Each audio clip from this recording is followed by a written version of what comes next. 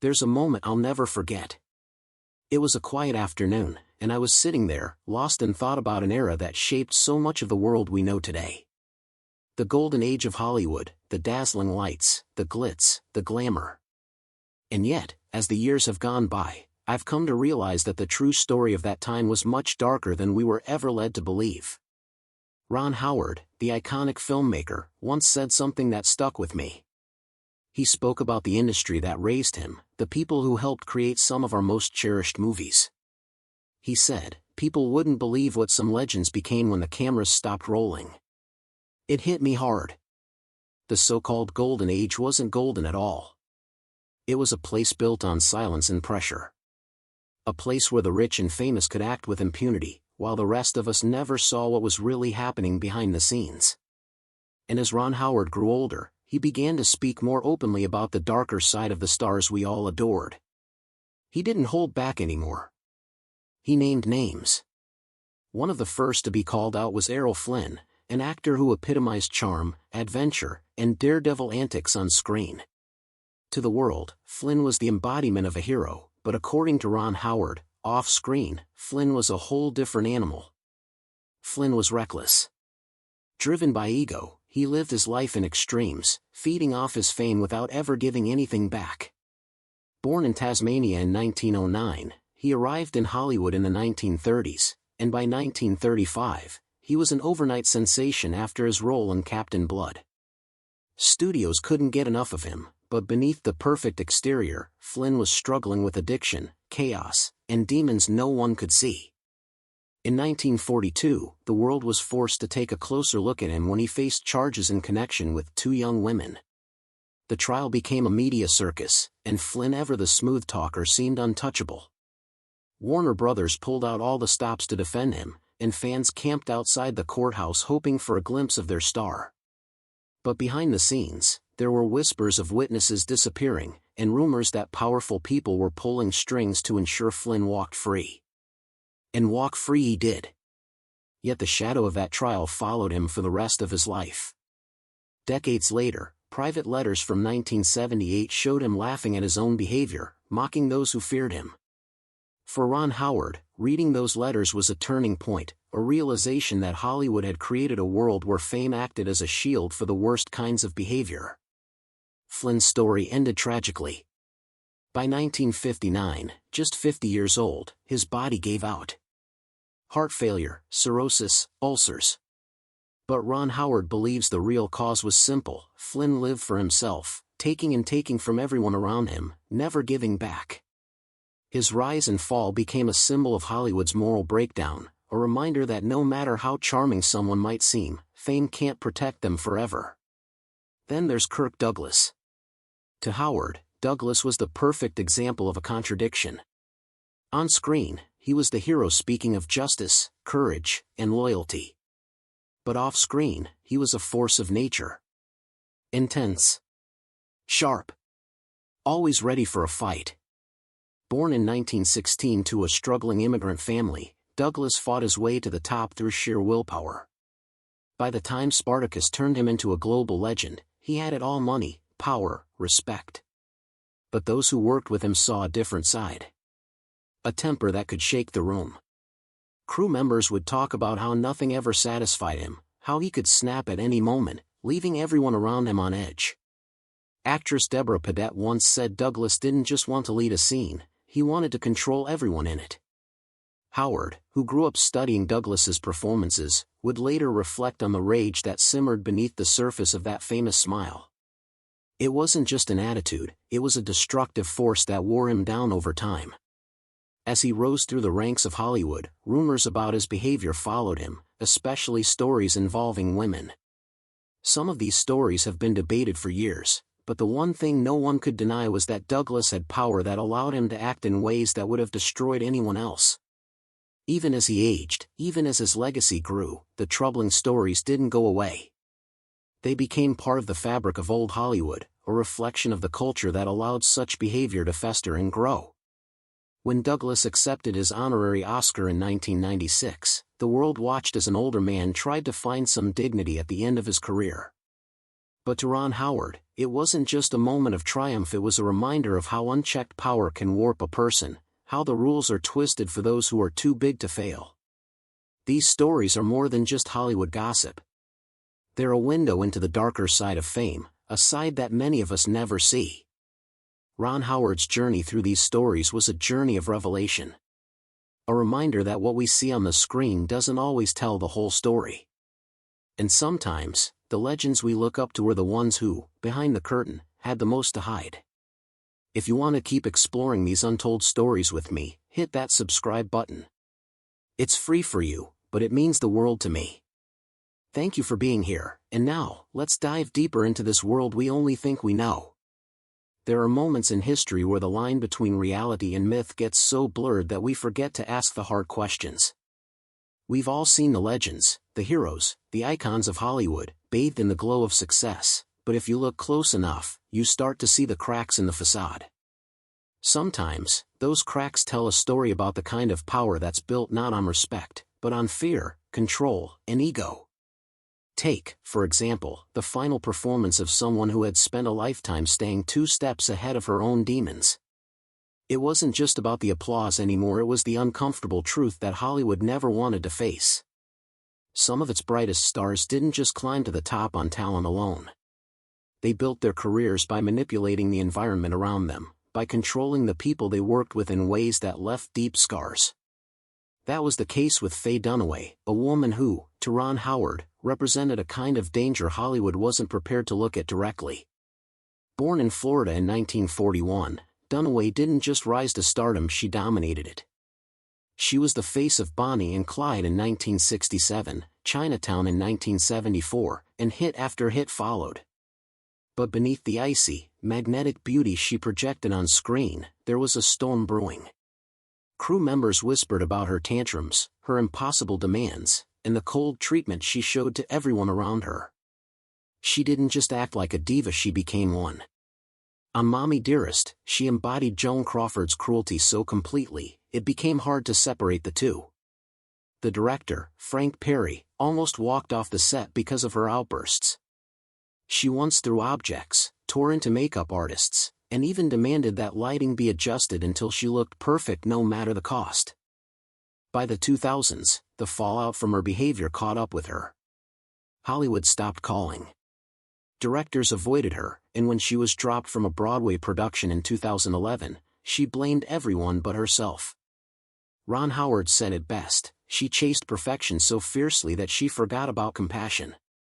And that's the thing. She didn't just lose work, she lost the respect of an industry that once adored her. Her downfall wasn't sudden, it was gradual, a slow unraveling of a woman who had built her empire on control and fear. To Howard, she became the ultimate symbol of what happens when talent has no empathy. Power without grace, he said, turns to poison. Then there's John Wayne, the cowboy, the soldier, the man who represented the very essence of rugged American masculinity. To millions, he was the hero. But to Ron Howard, the truth about John Wayne was far from heroic. Howard remembers the moment he learned who Wayne really was. The image of the cowboy, the strong, silent type, shattered. It was hard to unsee the bully behind the image, the man who wore his patriotism like a costume. Wayne didn't just promote toughness, he demanded it. He believed that any form of disagreement was weakness, and any push for progress was a betrayal. On sets, he ruled through fear, not patience. Technicians who didn't meet his expectations were humiliated, often in front of everyone. Christopher Mitchum, an actor who worked with Wayne, once said, "When Duke was angry, the air froze. You either stood with Wayne, or you were gone." For Ron Howard, this wasn't just about the toughness Wayne projected on screen, it was about the toxic environment he created behind the scenes. Hollywood wasn't just about art, it was about fear disguised as discipline. Wayne's behavior wasn't just confined to set tantrums. He had a history of belittling women and mocking indigenous performers. He once made offensive comments in a 1971 Playboy interview, claiming that indigenous land rights were nothing more than a cause and making disparaging remarks about Black Americans. His worldview, trapped in old, extreme beliefs, didn't change. Even as he aged and faced a cancer diagnosis, Wayne refused to budge, staying locked in his narrow, outdated mindset until his death in 1979. On the set of The Searchers, Wayne clashed with director John Ford about how to portray his character, Ethan Edwards, a man consumed by hatred and vengeance. Ford wanted a more nuanced portrayal, but Wayne fought to keep the character's cruelty intact. In the end, the tension between the character and the actor was undeniable. Howard, who studied the film years later, said, "It's terrifying because you can't tell where the role ends and the man begins." These stories, Fay Dunaway's cold need for control, John Wayne's toxic masculinity, are more than just glimpses into the flaws of Hollywood legends. They are warnings. Warnings about what happens when power goes unchecked, when fame becomes a shield for bad behavior, and when people believe they are beyond reproach. Ron Howard's reflections on these stars aren't just about the past, they're about the lasting impact of that era. He saw firsthand how unchecked power can twist a person, and how the industry allowed these figures to remain untouchable long after their time. For Howard, these stories aren't just a look back, they're lessons about how we should view power, fame, and the people who wield them. Power without grace, without empathy, without kindness, it's not strength. It's poison. And Hollywood, in all its glory, was built on that poison. Ron Howard's words echo in my mind, a bitter truth about the legends we once idolized. He said, "The myth survived, but the man behind it never deserved the legend." It's a reality Hollywood has always struggled to face, and one that continues to leave a mark on its history.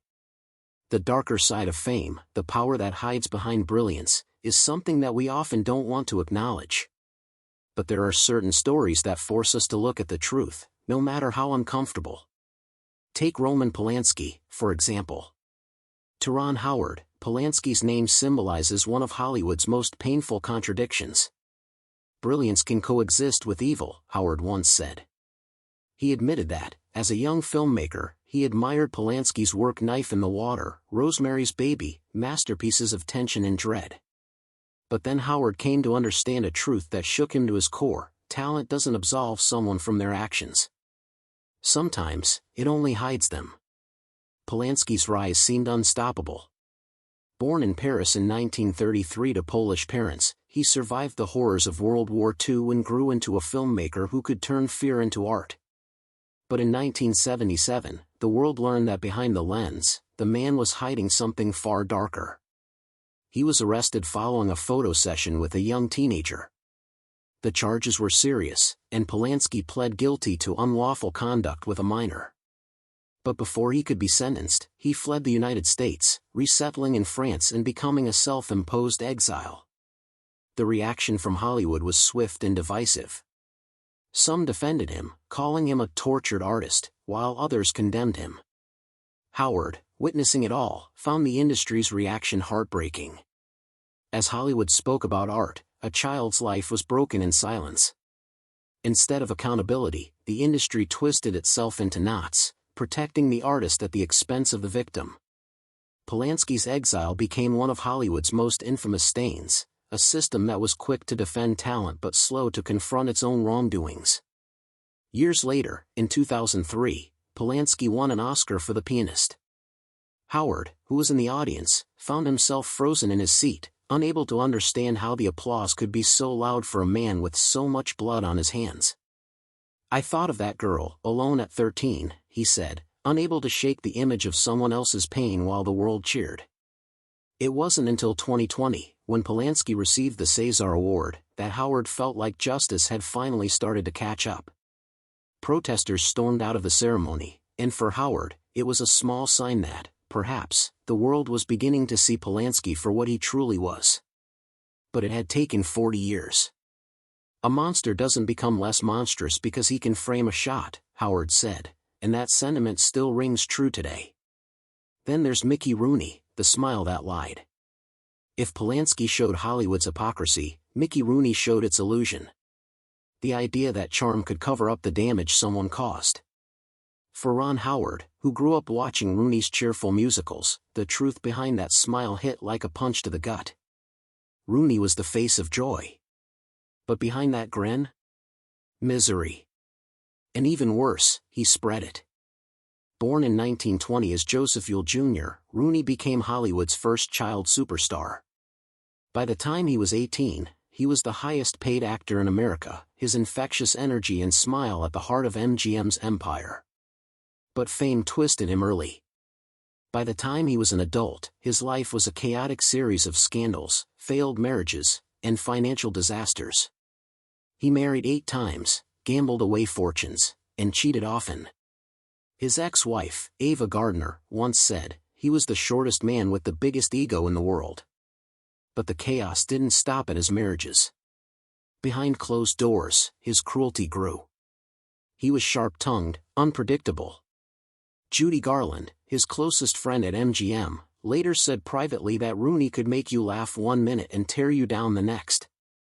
For her, the pain she endured wasn't just from studio pressures, it was also from the person she thought was her friend. By the 1960s, Rooney's career was in freefall. Scandals, addiction, and financial troubles followed him wherever he went. In 1979, he said, "I've lived 1,000 lives." But Howard later reflected that, in truth, he lived them all for himself. Even in old age, Rooney's bitterness never faded. He blamed everyone, studios, friends, even fate itself for his downfall. When he passed away in 2014 at the age of 93, he left behind less than $20,000, and his body initially went unclaimed until friends stepped in for a modest burial. For Ron Howard, Rooney's story was the final piece in a painful pattern. A perfect smile hiding a world of suffering. He made the world laugh while he was dying inside, Howard said. It was the saddest kind of evil, the kind no one saw until it was too late. To Howard, these stories are more than just a look back at Hollywood's most notorious figures. They are warnings. The so-called golden age wasn't golden at all. It was built on silence, fear, and hidden lives, all covered by the glow of fame. And as Howard once said, the scariest monsters aren't in horror films. They're the ones the spotlight protects. So, what do we do with these stories? We tell them. We keep them alive. Because, as painful as it is, we need to remember the truth about these legends. Hollywood may have created them, but they didn't create the damage they left in their wake. Let's make sure we don't forget it. If this story hit you, leave your thoughts in the comments. Hit that like button if you felt something real, and don't forget to subscribe for more stories that need to be told.